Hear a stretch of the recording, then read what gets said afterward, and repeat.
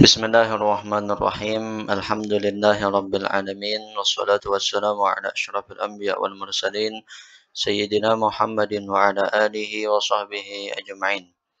Alhamdulillah kita lanjutkan pelajaran kita di kitab At-Taqriratus Sadidah fil Masailil Mufidah karangan Said Hasan bin Muhammad Al-Kaf. Kita memasuki pembahasan rukun salat yang ketiga. Ar-ruknus tsalits al-qiyamu 'alal qadiri fil fardhi. Rukun yang ketiga dari rukun sholat adalah berdiri di saat sholat fardu bagi yang mampu. Fala yajibul qiyamu fin nafilah bal yajuzul qu'ud walahu nisful ajri wa kadzalika al-ittija' walahu rubul ajri wala yajuzul istilqa fin nafilah lil qadir 'ala al-qiyam awil qu'ud awil ittija'. Rukun yang ketiga adalah berdiri di saat sholat fardu.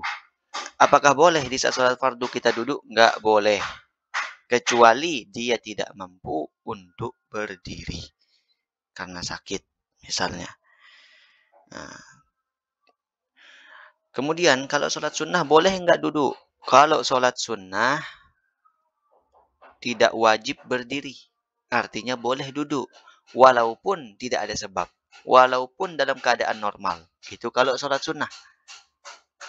Akan tetapi dia mendapatkan pahala kurang dari pahala orang yang berdiri sholat sunnahnya. Tapi tetap boleh sholat sunnah duduk, boleh.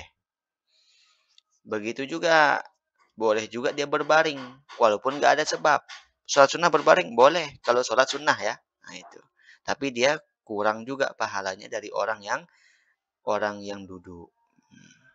Tapi kalau terlentang, boleh nggak sholat sunnah terlentang? Nggak boleh kalau terlentang. Kalau terlentang ini, kalau berbaring hadap kanan tadi boleh. Kalau terlentang nggak boleh. Kalau selama dia masih mampu berdiri, atau selama dia masih mampu duduk, atau berbaring. Kama qala sahibu safwati zubat, tsummal qu'ud jaizun fil nafli li ghairi udhrin wa huwa nisful fadli. Mas'alatun, ada satu masalah. Mata yajuzul qu'udu fi salatil fardi. Kapan sih boleh kita duduk saat salat fardu? Jawab, la yajuzu lahul qu'ud, enggak boleh duduk. Fil fardi dalam salat fardu. Illa kecuali idza ajaza 'anil qiyam, kalau dia tidak mampu untuk berdiri. Di sini juga kita bisa paham. Orang yang salat di kendaraan, salat fardu ya, salat fardu di kendaraan. Itu salatnya kalau dia uzur salatnya sah tapi wajib diulang. Nah, wajib diulang karena tidak memenuhi syarat sah sholat, yaitu berdiri. Sebelumnya sudah kita bahas, semua sholat yang dilakukan tanpa memenuhi syarat sahnya sholat dengan adanya uzur, sholatnya sah, tapi wajib diulang. Beda sama sholat yang tidak memenuhi syarat sahnya sholat dengan tidak adanya uzur, maka sholatnya tidak sah dan wajib dia qadha, wajib dia sholat. Nah itu. Jadi tidak boleh sholat fardu dalam keadaan duduk kecuali dia sakit. Sakit nggak mampu berdiri. Dhabitul ajzi, apa sih kriteria batasan orang yang nggak mampu berdiri itu? Nah ini. Antalhaqahu masyaqqatun syadidatun. Dia ditimpa suatu masyaqqah, kesulitan yang sangat menyulitkan dia untuk berdiri. Entah sebabnya sakit atau apa. Nah itu. Kalau seperti itu nggak apa-apa. Memang benar-benar nggak bisa berdiri, bukan dibuat-buat. Bihaitsu yakhafu minha mahdzurat tayammum. Dia khawatir akan mendapatkan yang disebut dengan mahdzurat tayammum. Apa itu mahdzurat tayammum? Kaziyadati maradin, seperti bertambah nanti sakitnya kalau dia berdiri. Aubut isyafa, atau lama dia sembuh kalau dia berdiri. Au huduthi syai'in fahishin fi adwin dhahir, atau nanti dia terkena penyakit yang bisa membahayakan kulitnya atau bisa membahayakan anggota zahirnya. Au faqdi manfaati udwin, atau kehilangan manfaat dari anggota badannya kalau dia berdiri. Au kanat masyaqqatan la tuhtamalu adatan, atau dia mendapatkan masyaqqah yang dia timpa yang tidak secara biasa.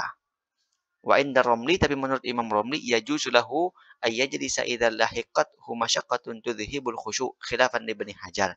Kalau menurut Imam Romli gitu, boleh tetap dia duduk kalau dia tertimpa masyaqqah, yang masyaqqahnya itu bisa sekedar menghilangkan khusyuannya saja sudah boleh duduk. Itu kalau menurut pendapat Imam Romli. Tapi menurut Ibnu Hajar nggak boleh. Kemudian kaifiyatu sholatihi idza ajaza 'anil qiyam. Bagaimana sih cara sholat orang yang nggak bisa berdiri? Nah, ada langkahnya. Di sini ada 7 langkahnya. Pertama, yusalli qa'iman munhaniyan. Fa in ajaza shalla ala rukbatayhi. Fa in ajaza shalla qa'idan wal afdalu ay yakuna muftarishan. Fa in ajaza shalla muttaji'an wal aula ala janbihi al-ayman. Fa in ajaza shalla mustalqiyan ala qafahu wa yu'mi'u bi ra'sihi inda ruku'ihi wa sujudihi. Fa in ajaza aw ma'a bi ajfanihi. Fa in ajaza ajra arkana shalah ala qalbihi kama qala sahibu Safwati Zubat. Langkah orang yang nggak bisa sholat dengan berdiri, pertama, dia sholat dengan cara membungkuk. Artinya dia sholat semampu dia untuk berdiri. Kalau bisa memungkinkan sedikit untuk berdiri, semampunya untuk berdiri. Kalau memang sudah tidak mampu lagi, maka dia sholat berdirinya pakai lututnya. Nggak bisa juga seperti itu, maka dia duduk.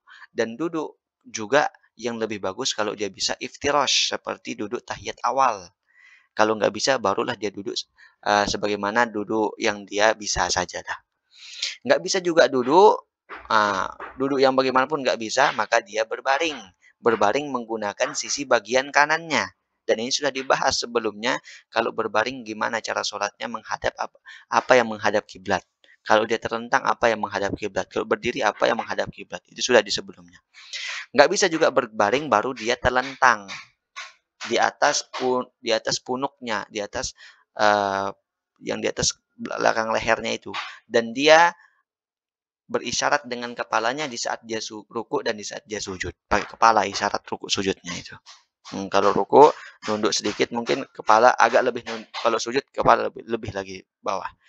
Kalau nggak bisa juga dengan cara terlentang, maka dia menggunakan kelopak matanya.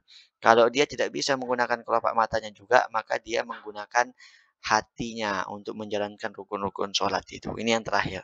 Kalau nggak bisa itu juga, berarti disolatkan. Mas'alatun, ada masalah. Lau shalla qa'idan, thumma amkanahul qiyamu ba'dal ajzi, hal yajibu alaihil qiyamu amla? Ada masalah, seandainya ada orang sholat, dan sholat dalam keadaan duduk. Karena ada uzur. Karena dia tidak mampu berdiri. Ternyata di tengah-tengah sholat, dia tiba-tiba sembuh dan mampu berdiri. Apakah di tengah-tengah sholat itu dia wajib berdiri atau tidak? Dijawab, yajibu alaihil qiyam. Maka wajib dia berdiri kalau di tengah-tengah sholat dia sembuh. Bisa berdiri.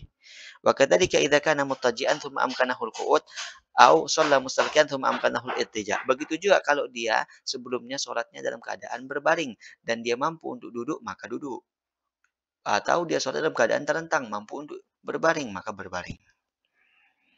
Kama qala sahibu Safwati Zubat, wala yajuzu tarkuha liman akal wa bada ajin in yutik syai'an fa'al. Tidak boleh ditinggalkan sholat itu bagi orang yang selama masih memiliki akal.